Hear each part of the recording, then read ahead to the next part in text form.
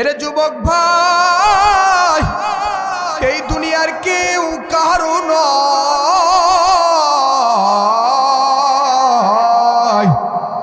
এই দুনিয়াতে ওপেনে গোপনে যা কিছু আছে কোনো কিছুই আমি আল্লাহর কাছ থেকে গোপন নয়। কারণ আমার আল্লাহ এমন দয়ার মালিক যে আল্লাহ কি কয় জানুনি রে বান্দা। আল্লাহ বলেন, ও বান্দা, রাত যত গভীর হয়ে যায় আমি আল্লাহ প্রথম আসমানে চলে আসি রে বান্দা। ও যুবক ভাই, রাত যত গভীর হয়ে যায় আমার মালিক প্রথম আসমানে চলে আসে। আমার কোন বান্দা কেমন আছে, যেই বান্দাদেরকে আমি আল্লাহ তাদেরকে সাহায্য করব। এই জন্যে বলি, ওই মালিক কি আজও চিল্লা না, এত নিষ্ঠুর কেন হইলি? দুনিয়ার টাকা পয়সা বাড়ি গাড়ি সব কিছুরে চিল্লা, ওই নবীজিকে চিল্লা না রে বান্দা। এত নিষ্ঠুর কেন হইলি রে বান্দা? এত কপাল কেন পুড়ে গেছে? একটু আমার মালিক রে চেনো না রে বান্দা। এই দুনিয়াতে কত গুনাহ করতেছো, মনে করতেছো দুনিয়ার কেউ দেখে না। আরে এই গুনাহ বাবা দেখে না, মা দেখে না,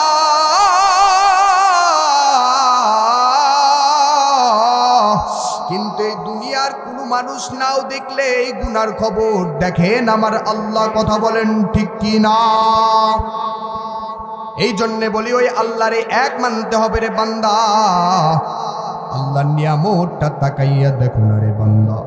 আমার মালিকের এত নিয়ামত, এত বড় একটা আসমান বানাইছেন, একটা খুঁটিরও প্রয়োজন হয় নাই।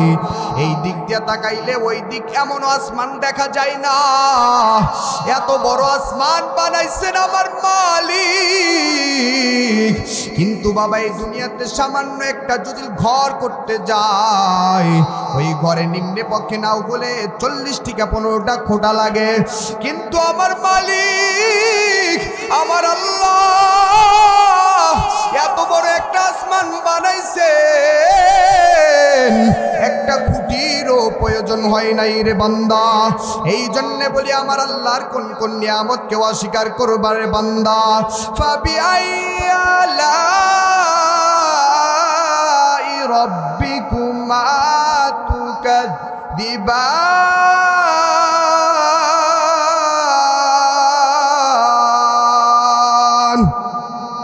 আল্লাহ রাব্বুল আলামিন বলেন, ও দুনিয়ার মানুষ, আমি আল্লাহর কোন কোন নিয়ামতকে অস্বীকার করবা? ও বান্দা, নিয়ামতের দিকে তাকাইয়া দেখো না, এত সুন্দর নিয়ামত দিয়া তোমাদেরকে বানাইছি রে বান্দা। দুনিয়ার সমস্ত জিনিস কোন ফায়াকুন বইলা বানাইলাম, এই দুনিয়ার সমস্ত জিনিস কোন দিয়া বানাইলাম, কিন্তু আল্লাহ বলেন, বান্দা রে, এই দুনিয়ার সমস্ত জিনিস আমি আল্লাহ কোন ফায়াকুন বইলা বানাইছি, কিন্তু আমি আল্লাহ তোমাদেরকে নিজের কুদরতি হাত দ্বারা বানাইছি। সকলে বলেন আল্লাহু আকবার।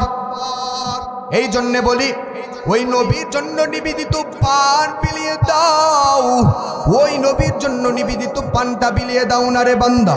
ওই নবীর জন্য নিবেদিত পান বেলাল রাদিয়াল্লাহু তাআলা আনহু জানাইয়া দিয়েছে। ওই নবীর জন্য নিবেদিত পান বড় বড় সাহাবা ইকরাম পাঠাইয়া দিছে।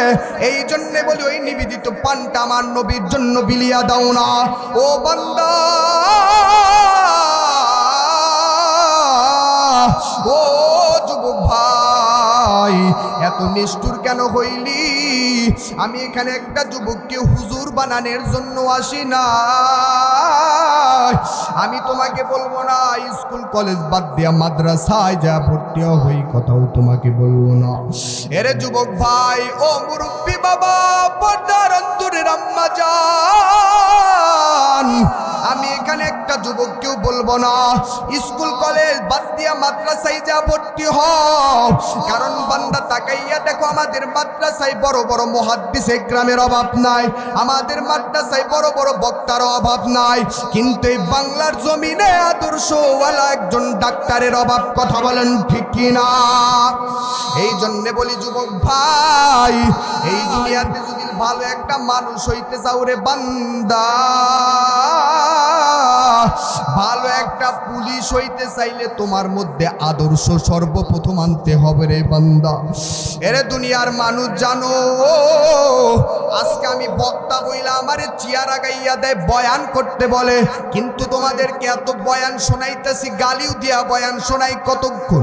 ও বান্দা জানো, আমারও এই যে বক্তা হওয়ার পরে এত সম্মান করে রে বান্দা, তবুও বলি এখন একজন ভালো মানুষ হইতে পারি নাই রে বান্দা।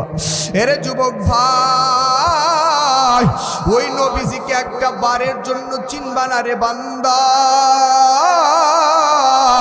আমার নবী কেমন ছিলেন জানেনি? উম্মতের জন্য এত পাগল, আমার নবী উম্মতের জন্য এত পাগল। আমার নবী একদিন সেজদায় পইরা চোখের পানি ফালাইয়া কান্দে। এই দিক দিয়ে ডাক দিয়া কয়, ওই ফেরেশতারা ডাক দিয়া কয়, নবী আমার আপনি কেন কাঁদেন? ও নবী আমার আপনি কেন চোখের পানি ফালাইয়া কাঁদেন? ও নবী আপনার তো আল্লাহ রব্বুল আলামিন কোনো কিছু না করেন নাই, যাই চাইবেন তাই আমার আল্লাহ দিবে। এই দিক দিয়ে আসমানের ফেরেশতা কান্দে, জমিনের ফেরেশতারাও কান্দে। জমিনের ফেরেশতারা কান্দার বলে, মালিক ও আল্লাহ, তাকাইয়া দেখো তোমার বন্ধু কিভাবে চোখের পানি ফালাইয়া কান্দে। তোমার বন্ধুর দিকে তাকাইয়া দেখো, চোখের পানি ফালাইয়া কান্দে। ওই বন্ধুর দিকে তাকাইয়া দেখো। এবার আল্লাহর অর্ডার পাইয়া আইসা ফেরেশতা ডাক দেয়, কয় নবী আমার, ও নবী গো আপনি কেন সেজদায় পইরা চোখের পানি ফালাইয়া কান্দেন? আমার নবী ডাক দিয়া কয়, এরে ভাই জিব্রাইল, আমি আমার মার জন্য কাঁদি না, আমি আমার বাবার জন্য কাঁদি না, এই দুনিয়ার কারো জন্য কাঁদি না। আমি নবী কেন কাঁদি জানুনি? আমার অন্তরে যখন উম্মতের কথা মনে পড়ে যায়, আমি নবী সহ্য করতে পারি না। একটু জিকির করি লা ইলাহা, জোরে লা ইলাহা, লা ইলাহা ইল্লাল্লাহ, লা ইলাহা, লা ইলাহা ইল্লাল্লাহু মুহাম্মাদুর রাসূলুল্লাহ। এই জন্যে বলি যুবক ভাই, ও মুরব্বী বাবা, ও পর্দার অন্তরের আম্মা জানেরা, ওই নবীর জন্য নিবেদিত পানটা বিলিয়ে দাও না রে বান্দা। ওই নবীর কত শুই না, কত ফেরাউন আল্লাহর ওলি হয়ে গেল রে বান্দা, কত নাফরমান আল্লাহর ওলি হয়ে গেল। তুমিও আজ কেন এত নিষ্ঠুর হয়ে গেলি রে বাবা? এত নিষ্ঠুর কেন হইলি? আমার মালিক আমার নবীজিকে চিনলা না। ও বান্দা, তোমার কপালটা তো ডবলের মতো পুড়ে গেছে রে বাবা। এরে আম্মা জান, আজ তো আপনার দরকার ছিল মা, আপনার সন্তানকে ভালো বানাইবেন, আদর্শ পুলিশ বানাইবেন গো মা। আপনার সন্তানকে যদি ভালো মানুষ বানাইতে চান গো মা, আপনার সন্তানকে ভালো মানুষ বানাইতে গেলে আপনার 5 ওয়াক্ত নামাজ পড়তে হবে, সন্তানকে ভালো বানাইতে হবে, সন্তানকে আদর্শওয়ালা বানাইতে হবে গো মা। ও মা জানুনি, ওই সন্তানের জন্য তুমি নিবেদিত পানটা বিলিয়ে দাও গো মা, সন্তানকে ভালো বানাও গো মা। তোমার মনটা কি চাই না তুমি একজন আদর্শওয়ালা, একজন পুলিশের মা হবা, তুমি একজন বক্তার মা হবা? এই মনটা কি তোমার চাই না গো মা? ও মা, তোমার মনটা কি চাই না গো মা? একজন ভালো মৌলানার মা হবারে, কোরআনের হাফেজের মা হবা, এই মনটা কি তোমার একবারের জন্য চাও না রে বাবা?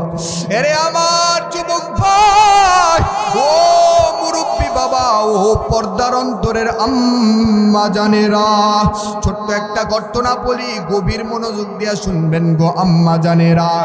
এক ইহুদির বাচ্চা ছোট্ট একটা কুকুর থেকে বড় করতে করতে একটা বাজার থেকে ওই কুকুরের বাচ্চাটা একটা ইহুদি কিনলো। কেনার পরে ওই ইহুদির বাচ্চা ওই ছোট কুকুরটাকে ধীরে ধীরে বড় বানাইতে এই দুর্বিশক্তি মুহাম্মদকে পৃথিবীর থেকে ধ্বংস করবে। এই দুর্বিশক্তি নিয়া ওই ফেরাউনের বাচ্চা ওই ইহুদির বাচ্চা ধীরে ধীরে কুকুরটা বড় বানায়। ধীরে ধীরে কুকুরটা বড় বানাইতে একটা সময় যখন কুকুরটা ধীরে ধীরে বড় হয়ে যায়, ওই কুকুরটা যখন ধীরে ধীরে বড় হইতেছিল, ওই কুকুরটা বড় হইতে হইতে একটা সময় একজন মানুষকে কামড় দেওয়ার অবলম্বন হয়ে গেল। এবার ওই ফেরাউন মনের ভিতরে ভাবতেছে মোহাম্মদকে দুর্বিশক্তি নিয়া মোহাম্মদকে দুনিয়ার থেকে বিদায় নিয়া দেব। এবার যখন ওই কুকুরটারে ধীরে ধীরে বড় বানাইতেছে রে বান্দা, ওই কুকুরটা ধীরে ধীরে বড় বানাইতে যখন কামড় দিয়া অবলম্বন হয়ে গেছে, ওই ইহুদির বাচ্চা নবীর বাড়িতে হাজির। আমার নবীর বাড়িতে যাইয়া কয়, ইয়া রাসূলুল্লাহ, নবী আমার আপনার কাছে বলতে চাই গো নবী, আপনি একটু বলেন না গো নবী আমার, আপনার একটু আমার বাড়িতে দাওয়াত দিতে চাই নবী, আপনি দাওয়াত নিবেন নি? একটু দাওয়াতটা গ্রহণ করেন ইয়া রাসূলুল্লাহ, নবী আপনি দাওয়াতটা গ্রহণ করেন।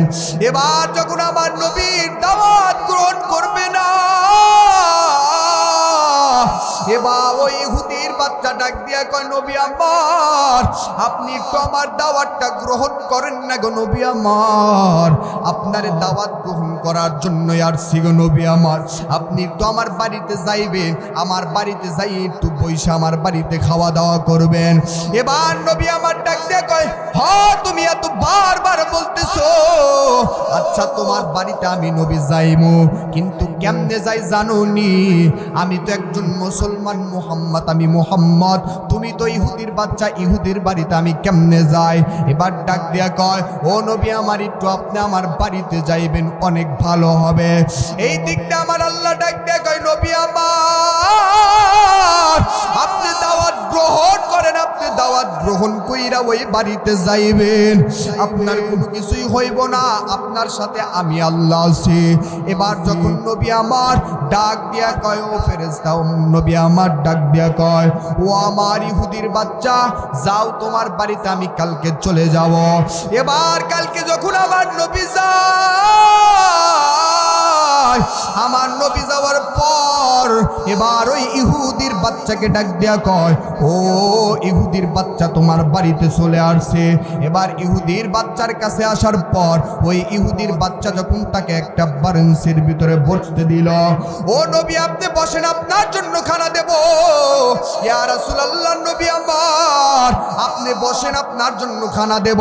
এইভাবে বসতে বসতে আমার নবী একটা সময় বসে আছেন রে বান্দা, ওই ইহুদির বাচ্চা ঘরের ভিতরে যাইয়া কুকুরে ডাক দিয়া কয়, ও কুকুর, ওই যে মোহাম্মদকে দেখা যায়, ওই মোহাম্মদকে দুর্বিশক্তি কইরা ওই মোহাম্মদকে যা কামড় দিয়া মাইরা ফালাইবা। এবার কুকুরকে বলার পর ওই কুকুর দৌড়াইছে যাইয়া যখন আমার নবীর কামড় দিবে রে বান্দা, আমার নবীকে যখন কামড় দিবে, ওই কুকুরটা ধীরে ধীরে আগাইতে আমার নবীরে যখন কামড় মারবে, ওই কুকুরটা কামড় মারতে পারে না, ওই কুকুরটা ধীরে ধীরে আবার পিছন দিকে আসে, একবার সামনের দিকে যায়, আবার পিছনের দিকে আসে। এবার ডাক দিয়া কয়, ও মালিক, ওই মোহাম্মদকে যখন আমি দুর্বিশক্তি নিয়ে যখন কামড় দিতে যাই, আমি কুকুর কামড় দিতে পারি না। এখন বলবেন হুজুর, কুকুর কিভাবে কথা বলে? আমার আল্লাহ যদি কথা বলাই, দুনিয়ার কারো শক্তি আছে না কথা বলাইবে? কথা বলেন ঠিক কি না? এই জন্য বলি, ওই ইহুদির বাচ্চা যখন কুকুরটারে পাঠাইতে দিছে, ওই কুকুরটা যখন দুর্বিশক্তি নিয়ে কামড় দিতে যায়, ওই কুকুরটা একবার পিছন দিকে আসে, আবার সামনের দিকে যায়। এইভাবে কুকুর আস্তে আস্তে পিছন দিকে যাইতে যাইতে যাইতে যাইতে একটা সময় কুকুর ডাক দিয়া কয়, ও আমার ইহুদির বাচ্চা, আমার মালিক, আপনি তো বলছেন ওই কুকুররে কামড় দিতে, কিন্তু আমি তো আজ কুকুররে পানি কামড় দিতে পারি না, আমি মুহাম্মদকে কামড় দিতে পারি না, আমি পিছনের দিকে চলে আসছি গো নবী আমার।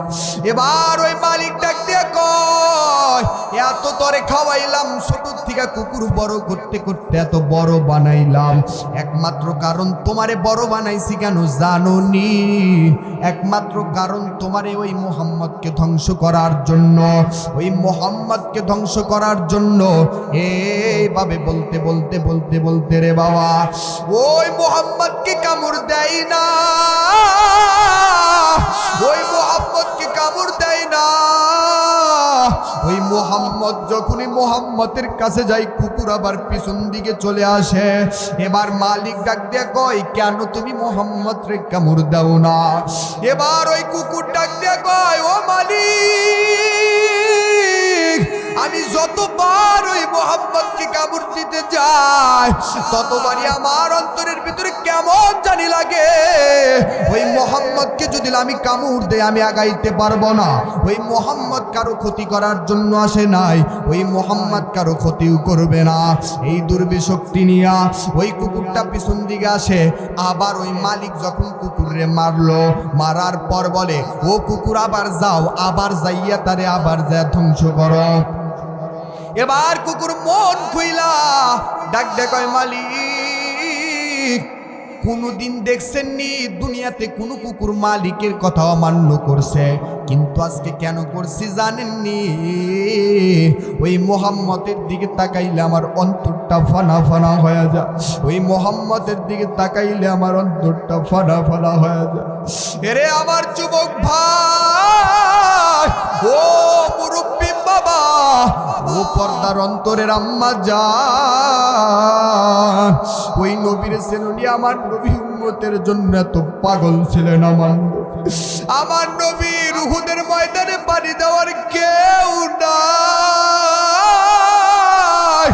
আমার নবী কান্দে আর বলে, ও তায়েফের যুবকেরা, আমি নবী পাগল না রে, আমি নবী পাগল না, আমি নবীর আর মারিও না, আমি নবী সহ্য করতে পারি না। আমার নবী কান্দার বলে, ও তায়েফের যুবক, আমি নবী পাগল না রে, আমি নবীর আর মারিও না, আমি নবী সহ্য করতে পারি না। ও তায়েফবাসী, আমারে পানি দেওয়ার মতো কেউ ছিল না। আমার নবী আর কান্দার বলে, বলতে বলতে আমার নবী একটা সময় এই দিক আসমানের ফেরেশতা কান্দে, জমিনের ফেরেশতারাও কান্দে। এইভাবে কান্দিতে কান্দিতে আর বলো, মালিক, যেই নবীরে না বানাইলে জান্নাতও বানাইতা না, যেই নবীরে না বানাইলে জাহান্নামও বানাইতা না। কিন্তু আমার নবীর দিকে তাকাইয়া দেখতেছে, আমার নবীর চেহারা মোবারক রক্তে লাল হয়ে গেছে। আমার নবীর পোটাক শরীরটা রক্তে লাল হয়ে গেছে। আমার নবী কান্দে, কান্দিতে কান্দিতে চোখের পানি দেয়া বইরা গেছে, তবু আমার নবী চোখের পানি ফালাইয়া ফালাইয়া কান্দে। এই জন্যে বলি বান্দা, ওই নবী চোখের পানি ফালাইয়া ফালাইয়া কান্দে।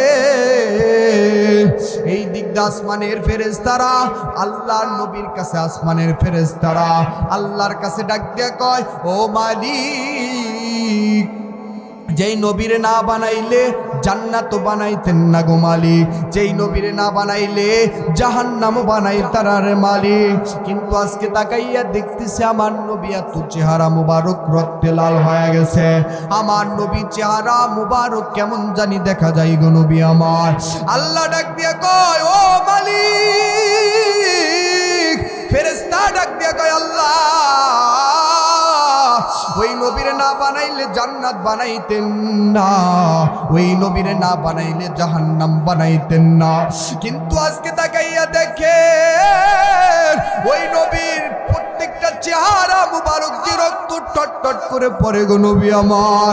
এবার আল্লাহর কাছে বলার পর আমার আল্লাহরে ফেরাস পে আজরাইল ডাক দিয়া কই রে আল্লাহ, আপনি একটু অনুমতি দেন, আমরা যাই আমার নবীর কাছ থেকে অনুমতি দিয়া তায়েববাসীরে ধ্বংস কইরা দে। এইভাবে বলতে বলতে বলতে বলতে আল্লাহ রাব্বুল আলামিন বলেন, ও জিব্রাইল তুমি চলে যাও, আমার নবীর কাছ থেকে অনুমতি নিয়া আমার নবী যদি অনুমতি দেয় তায়েববাসীকে ধ্বংস কইরা দাও।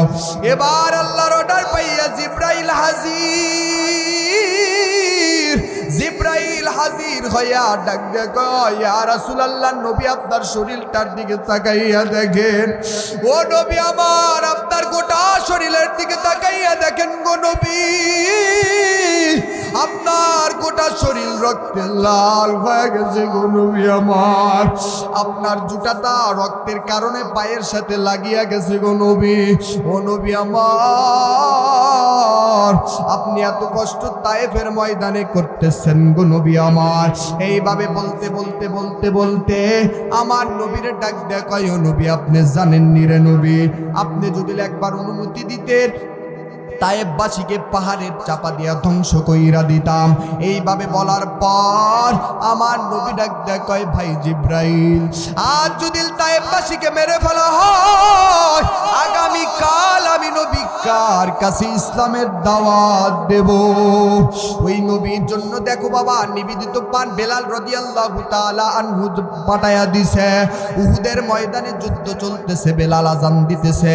এই মুহূর্তে বেলালের কানে চইলা গেছে উহুদের ময়দানে নবী নাই। বেলাল আজান বাদ দিয়ে উহুদের ময়দানের দিকে দৌড়ায়। বেলাল দৌড়াইতাছে, বেলালের খবর নাই, মাথার থেকে টুপি নিচে পইরা গেছে। এরে যুবক ভাই,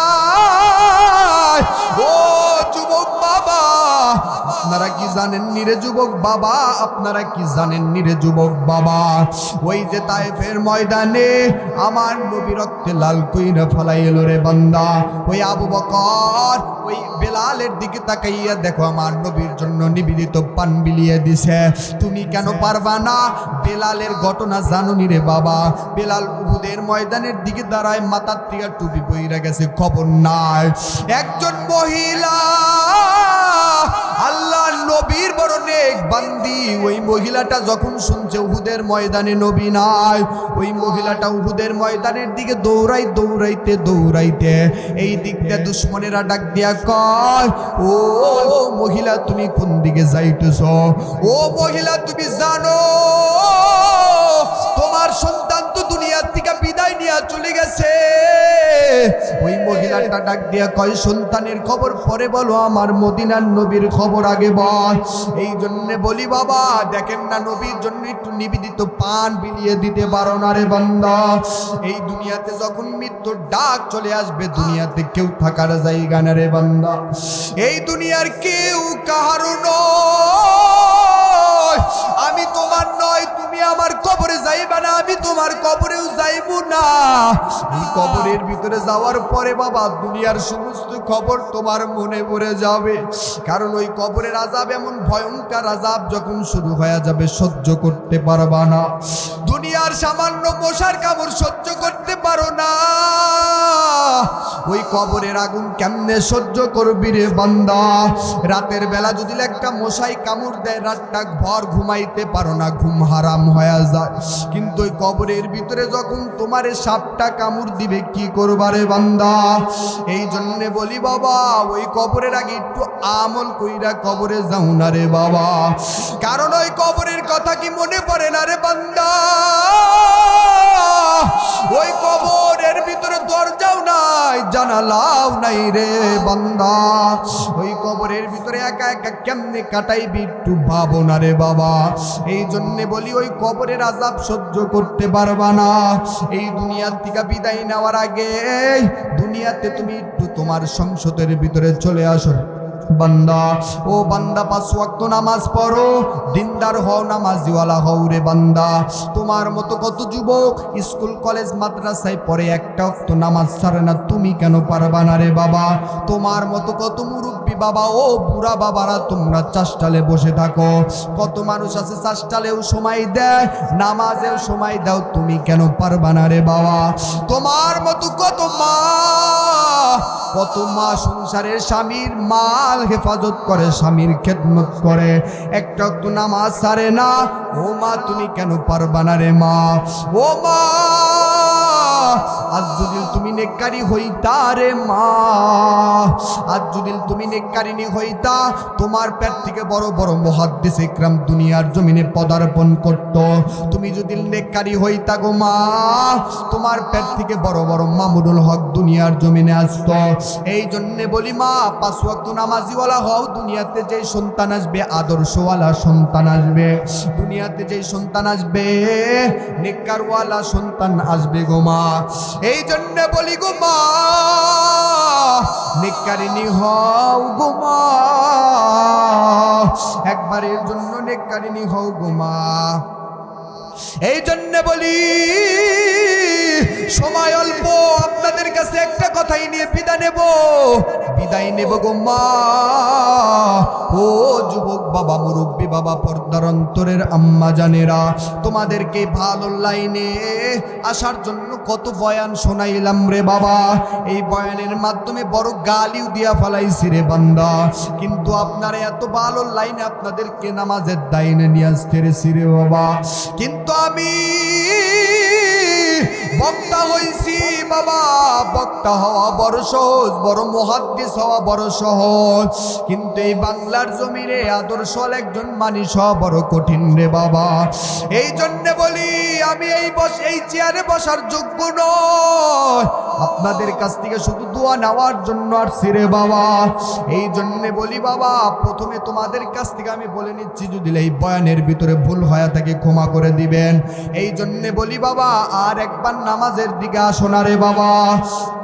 এই বয়ানের মাধ্যমে কার কার নিয়ত আছে যে নামাজের দিকে আসবা, কার কার নিয়ত আছে তওবা করবা, খাঁটি তওবা করে কবরের ভিতরে যাইবারে বান্দা। তওবা করা বাবা আমার আল্লাহ এমন ভাবে মাফ কইরা দিবে বান্দা। গুনাহ করাটা যেমন মারাত্মক নয়, তওবা না করাটা যেমন মারাত্মক রে বান্দা। ও বান্দা, গুনাহ তো ভুলেই কইরা ফেলাইছো, আবার একটু মাফ চাও না আমার মালিকের কাছে। আল্লাহর কাছে মাফ চাইলে আমার আল্লাহ তোমার সাথে সাথে মাফ কইরা দিবে রে বান্দা। এই জন্য বলি, আমার আল্লাহর কাছে চাও না রে বান্দা।